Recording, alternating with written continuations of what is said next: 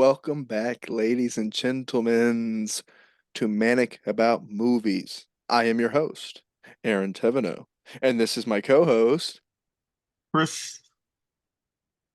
Mundo, What? Yep. Oh, yeah. Chris Mundo. And this week, we watched a movie at the same time, a newer movie called The Iron Claw, starring Zac Efron and Jeremy Allen White, a family tragedy about wrestlers, the Von Erich family from Dallas, Texas.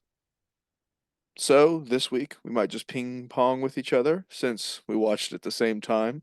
First viewing. So what do you think, Chris? What are your initial thoughts about the Iron Claw? Because I might have a little more background knowledge than you about this Uh, whole situation. so this I didn't learn till actually the movie was over and they were going through the credits that it was actually based on a true story. I thought it was just a heart-wrenching fucking movie that was great. Probably one of my favorite movies I've seen in a long time. Uh, it was incredibly sad, uh, incredibly tragic, but really good. And I thought Zac Efron did a really good job. And I haven't been able to look at it, but I want to look more into like the family, the Von Erich family, the Von Curse of the Von Erichs, because I never knew and I was never big into wrestling that this is a real thing. Yeah, I mean, I grew up watching wrestling and have been in and out of watching it. I just kind of started again, being out of boredom.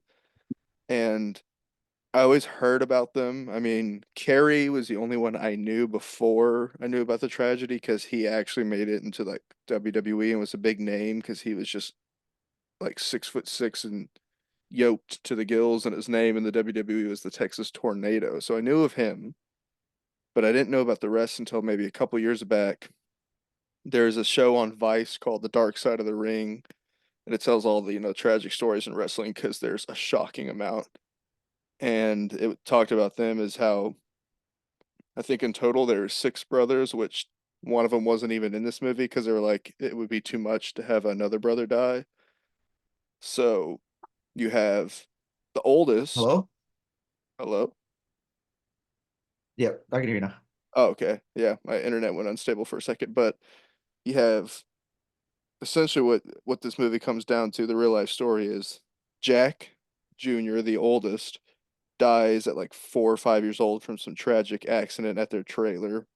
I think when Kevin, Zac Efron, was only like 2 or 3. Then you have Kevin.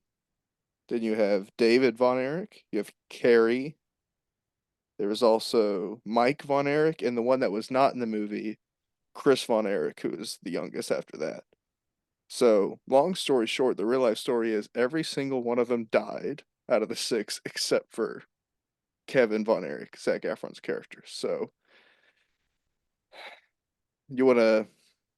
That's a little background on the real life story. I wish they would have put Chris in there because his was kind of tragic too, but I guess they kind of just made him because they didn't. So was there six or five kids in total? Because there was five brothers in this, but he died at the very like before any of them grew up. so in real life there was six. Oh, there were six. Okay, so in real life there was six. In real life, well, let's see, because in the movie there's only five, and in real life there was six. Got you. Chris wasn't in the movie. Jack Jr. was for at the very end, but It's insane how one unlucky a family can be, and two how sad a family can be. yeah, Like, it's really good performances throughout this movie. I mean, the only issue I kind of have with it is like I get they can't be perfect with casting, but like David, Mike, and Kevin, all three of those actors I think were casted perfectly. But Carrie Von Erich in real life was like this 6'6", 6'5", 6'6" giant, muscle bound behemoth of a man. And Jeremy Allen White did get buff, but he's not 6'6". He was like the shortest in the family, oh which my, kind of made it weird. oh my God, I'm looking this man up. He is massive. I know he wasn't the tallest, but I think he was like the second tallest, but he was juiced to the absolute gills. And And he, I think so to this day, he holds like all of Texas records for shot put in like discus in high school. so was he uh like so were all like what actually happened to them the same? What do you mean? Uh, so like David, his intestine burst, killing That him. that is the story. Uh-huh. Carrie shot himself in the head, but first his foot he lost his foot. Yeah, I don't think he shot himself in the head. I think it was like in the chest. He shot himself like straight in the heart. Oh. I think it's Mike and Chris shot themselves in the head. Both killed themselves that way. All of them were essentially suicide except for the youngest and uh uh is it David? Yeah, David was like in on tour in Japan and died in his hotel room. And they said it was because of his like appendix burst, but it was probably exacerbated by drugs and other stuff, I'm assuming. 'Cause Terry throughout the film, he was always like portrayed as like I guess kind of like the junkie. Like he was like the drug guy. Yeah, I think that's kind of true, especially towards the end of his life. But Uh David seemed more of David seemed more of like the all natural talent, the best of the best. And sadly he died. And yeah, then uh I'm forgetting Zac Efron's character's name. Kevin. Kevin. Yeah, Kevin. He seemed like the one who cared the most about it, but lacked the skill. And they all kind of had like their benefits and their things, but it's like together they were fantastic, but like you could see the flaws in each one of them whenever they were separated. Yeah, so I mean the real life story of it is kind of very similar to that, where Kevin was the oldest and he was good, but The he second wasn't. oldest. Yeah, well, yeah, technically, yeah, second oldest.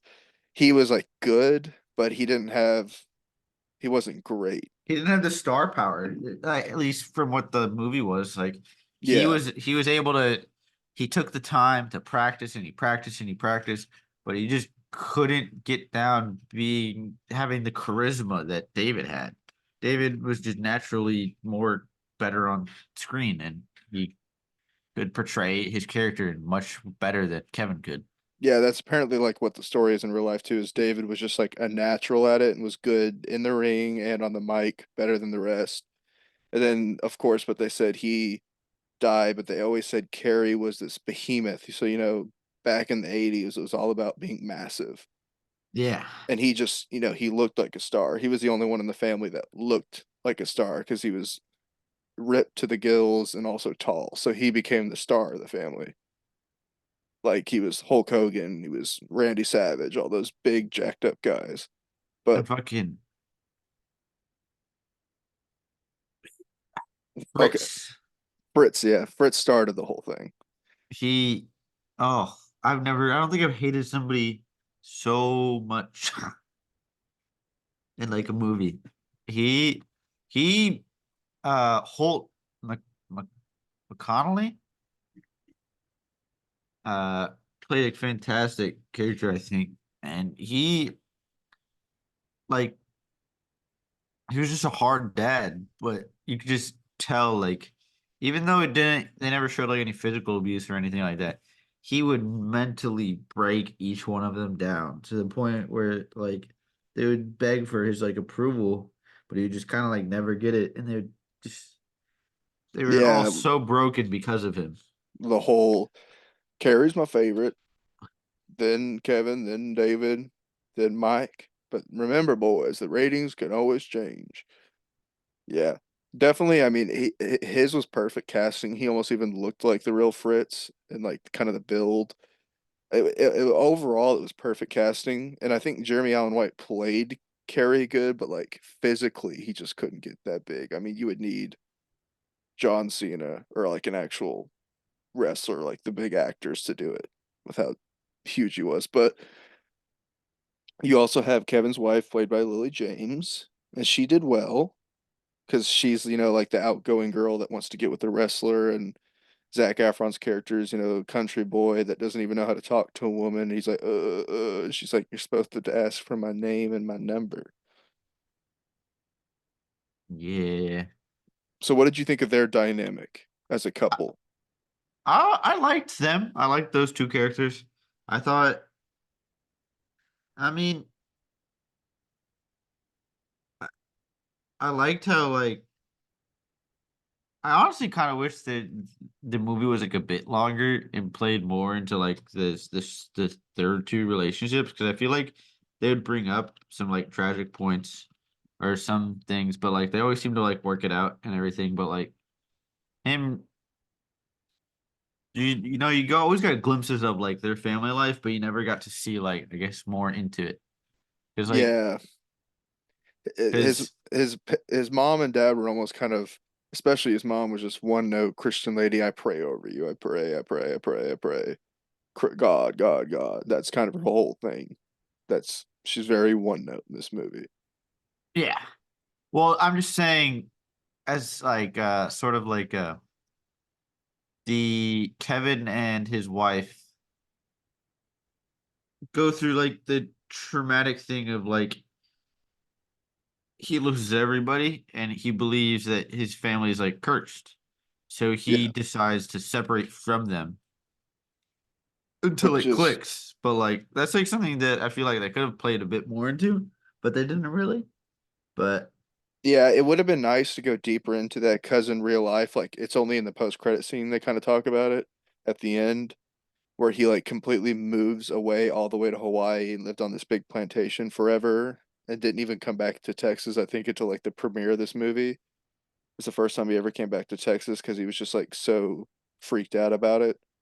So that I think that would have been a really interesting route to take. Because I mean, when I was watching this, I was watching it with my mom and my sister, and I won't lie, I was dropping back a few whiskey cokes, and then towards the end, you have Jeremy Allen White doing his thing he does in every role, where he freaks out with his yes, yes, I need to ah. just from watching this is making me want to watch Bear. I need to watch Bear, but I I have so know. many other TV shows I need to watch. Have you seen Shameless? He's really good in that too. I'm not.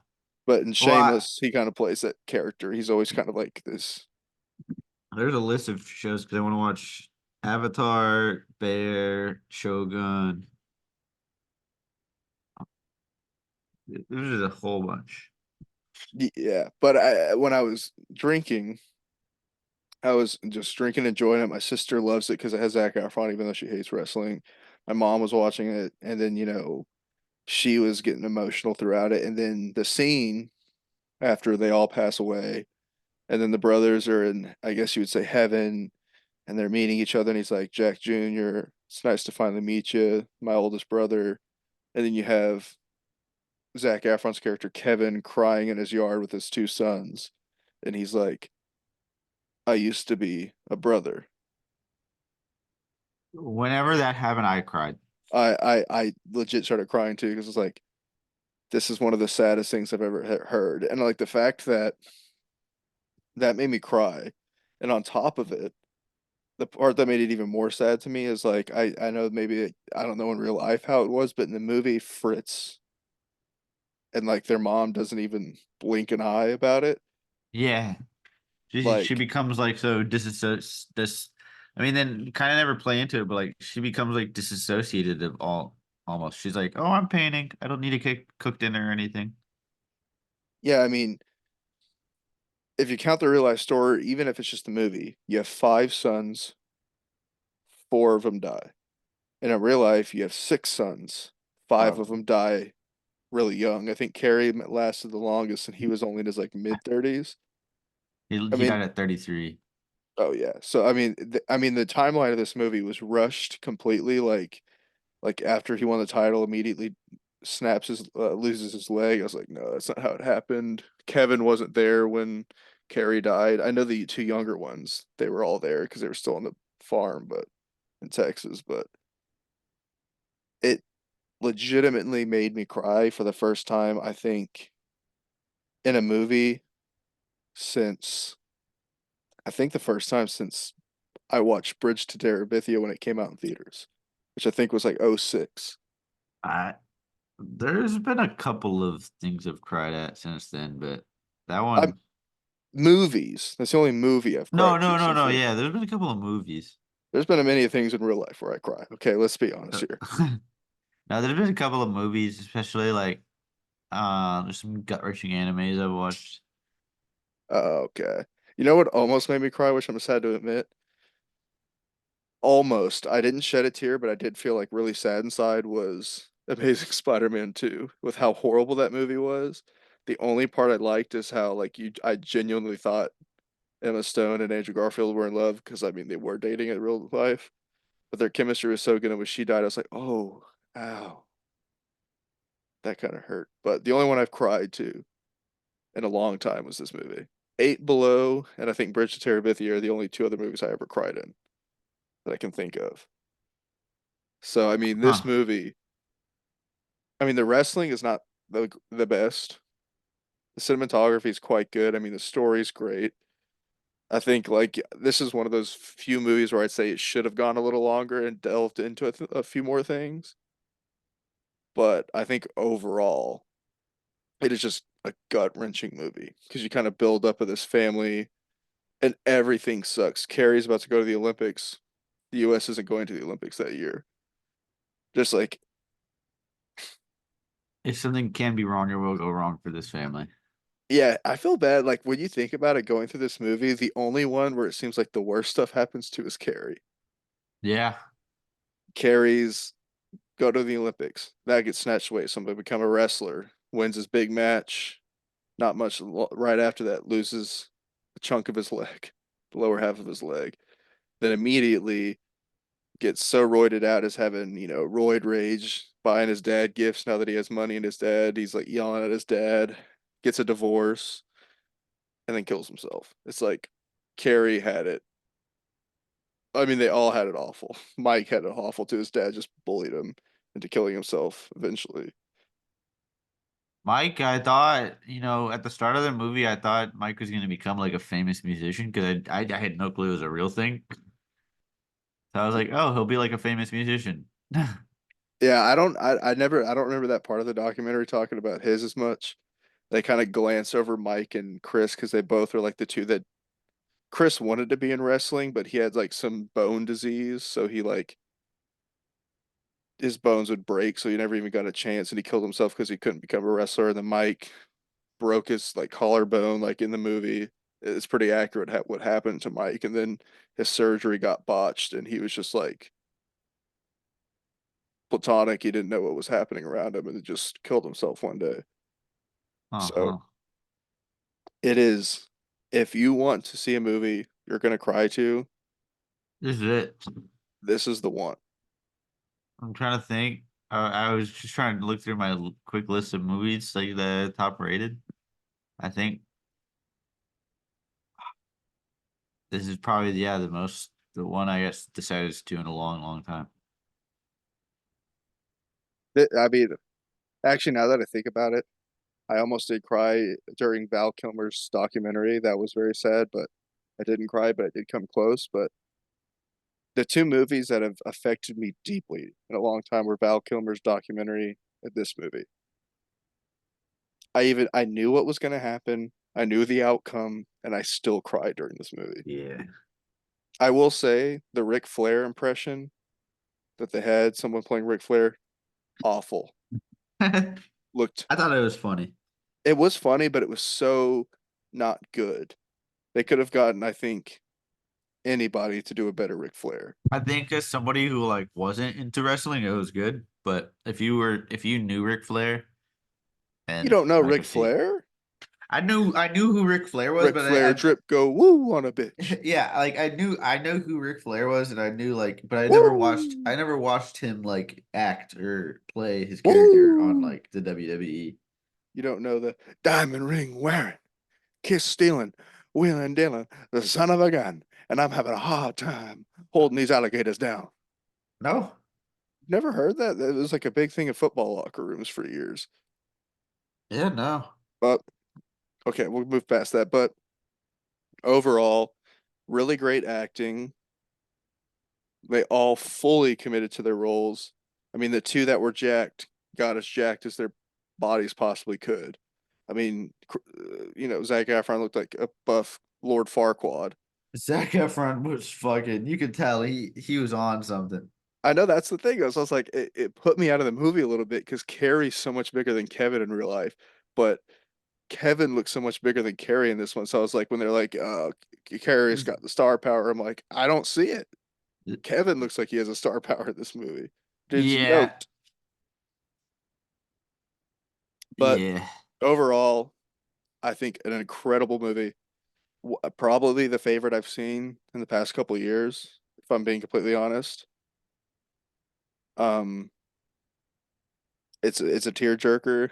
Not very few movies have touched me like this one have, like emotionally of like imagining if I had five brothers and they all die around me, five little brothers, or one older that I was two when he died, but four younger brothers that all die around me. I'm like, and as a parent, having six kids and five of them die before you, like as a parent, your kids are supposed to bury you. You don't bury your kids. Oh yeah. So it's like, Especially whenever she's like, I can't wear the same dress twice. yeah, this movie's tragic. And this line at the end with the two sons, like, we'll be your brothers. That Oh, one, that's what fucking pushes you over the edge. that's like, oh, that hit different. But uh, what would you rate this movie? I gave it a 5. I give this one a four and a half. It's not a perfect film, but it's probably one of my favorite of the past 2 years. So I As give this one a somebody, I feel 4.5. like it. I feel like it's a little better if you don't know the WWE. If you don't know wrestling and some of the backstory, this is Yeah, definitely better, but I still give it a 4.5. There's like nothing crazy cinematography wise or anything. And there's like, it's super rushed. So if you know the full story, you're like, okay, y'all are rushing through this. Not only are you rushing through it, you're forgetting some characters, but yeah. I think an overall amazing movie. But I think this is it for this week. And Chris, do you want to tell everyone what next week episode is going to be? Next week will be the hit movie that's out right now, Dune 2. Dune 2, yes it is. And we will see y'all next week. Adios, amigos. Adios.